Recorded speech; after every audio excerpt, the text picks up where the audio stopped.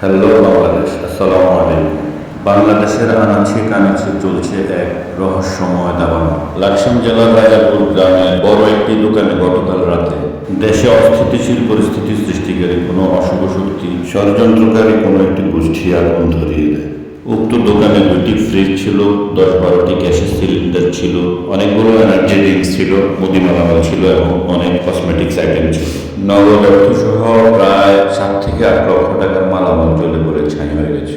বাংলাদেশের বর্তমান সরকার এবং সচেতন মহলের দৃষ্টি আকর্ষণ করে একটি কথা বলতে চাই, যে সকল অগ্নিকাণ্ডের ঘটনা পুরো দেশে বছরে একটিও ঘটত না, এখন বাংলাদেশের বিভিন্ন জায়গায় প্রতিনিয়ত অগ্নিকাণ্ডের ঘটনা ঘটে যাচ্ছে। এটা আমার কাছে কোনো বিচ্ছিন্ন ঘটনা মনে হয় না।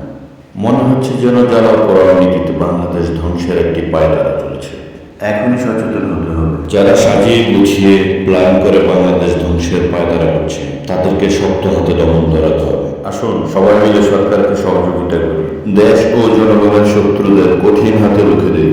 সবাই ভালো থাকবেন, সুস্থ থাকবেন। আল্লাহ হাফেজ। বাংলাদেশ জিন্দাবাদ।